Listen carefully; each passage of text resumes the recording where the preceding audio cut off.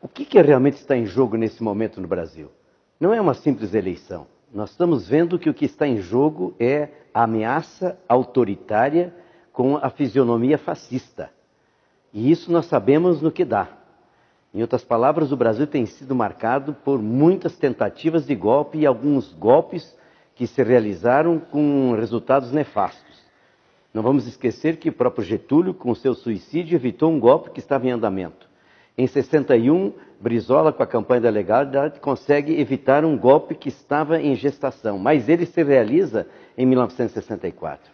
E o que eram esses golpes ou essas tentativas? Quanto ao avanço, quanto um projeto de Brasil, quanto à melhoria, por exemplo, do trabalho e do trabalhador, das condições sociais. Isso significa, pois, que nós não podemos esquecer que no período autoritário do nosso país, nós tivemos uma grande concentração de renda e um país que foi silenciado, nem o direito de falar, muito menos o que falar. Claro que depois disso nós tivemos um momento como o do impeachment, que já é um outro tipo, não é mais aquele golpe efetivamente com as armas, o golpe mais tradicional, é um golpe parlamentar. E no golpe parlamentar deu no que deu.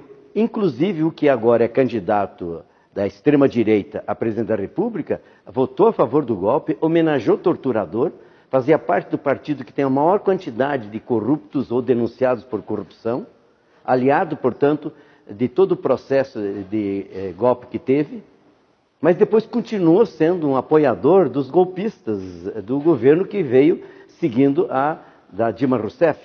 Pois bem, o que acontece em seguida? Nós tivemos manifestações como dos caminhoneiros, em que muitas faixas pediam a volta do regime militar. Nós tivemos também manifestações como de 2013, em que tinham normalmente um componente também de chamamento ao autoritarismo, e isso significava violência. Por outro lado, o que se dá agora? Agora dá, evidentemente, uma coisa muito mais articulada. Por quê? Não é mais pelas armas, não é pelo golpe muito mais forte, através, inclusive, de participação direta, por exemplo, dos Estados Unidos. Agora é mais sofisticado. É tentar, exatamente, pela primeira vez, a extrema-direita quer, com a massa, ganhar pelo voto a posição golpista e fascista. E o que é o fascismo no mundo inteiro? Tem variáveis para este ou aquele país, mas há algumas características que são muito próprias. Primeira questão é que o fascismo ele trabalha o irrealismo. É coisa cheia de simbolismos, cheia de coisas muito imediatas e muito falsas, cosméticas. De repente entra assunto como, por exemplo, a questão da ideologia de gênero, que não existe nas ciências humanas essa questão.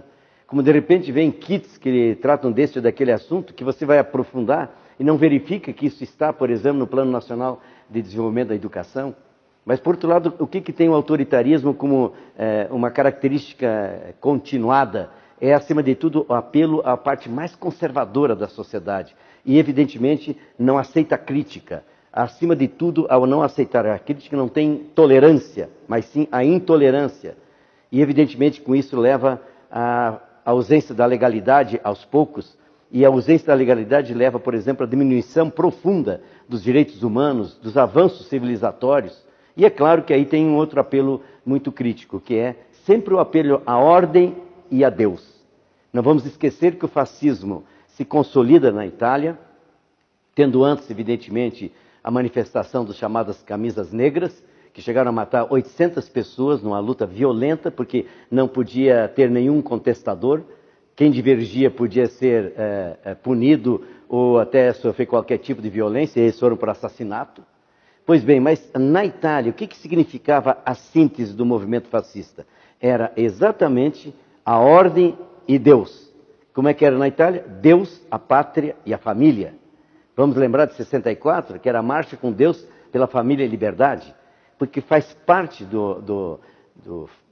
da atitude fascista é criar inimigo interno ou inimigo externo. O inimigo interno normalmente cai, por exemplo, a questão do comunismo.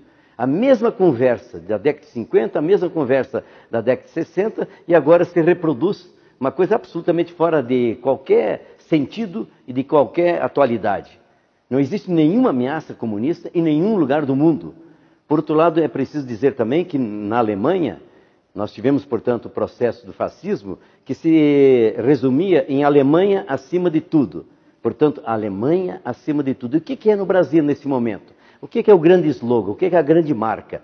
O Brasil acima de tudo e Deus acima de todos. Por que existe essa similitude? Porque tem a mesma raiz, são as mesmas serpentes, com os mesmos venenos. Isso implica, pois, compreender por que nós temos que, todo democrata, se antepor a isso. Não é nem por causa desse partido ou daquele candidato.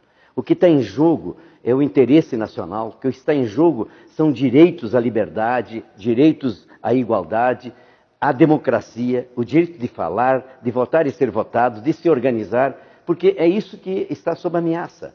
Então, a conclusão é o que nós estamos vivendo é, acima de tudo, uma situação de altíssimo risco. Repito, o que está em jogo é a própria democracia, mas está em jogo também uma economia mais democratizada, está em outro sentido, inclusive, esse aspecto profundo do ultraliberalismo.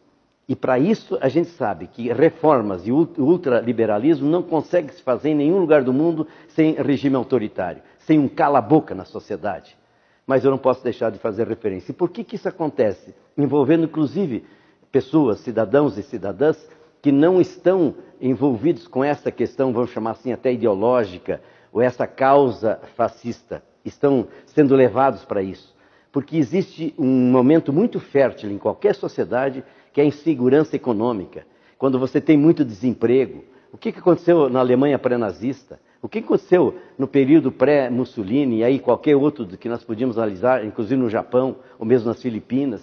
Então, esse componente, por exemplo, da insegurança propriamente dita, porque vivemos em segurança, e uma economia que não responde com 13 milhões de desempregados e 30 milhões de brasileiros que estão fazendo bico porque não têm carteira assinada, e o desmonte, inclusive, que querem fazer dos próprios direitos trabalhistas, isso mostra que tem um efeito urgente e perigosíssimo na própria economia e na vida de todos nós. Mas tem um apelo, porque alguém desempregado, alguém vivendo a total insegurança, inclusive a insegurança da sua própria vida, a chamada insegurança social, nós podíamos dizer, quem vive isso, acaba muitas vezes sendo levado pelos falsos profetas, os salvadores da pátria, os falsos messias. Nós temos que erradicar isso. Por isso é preciso sensibilizar a sociedade que o caminho não é o caminho fascista, autoritário, da violência, mas ao contrário, é democraticamente nós podemos avançar com o propósito de um projeto de nação, com mais justiça social, com mais inclusão para a dignidade humana.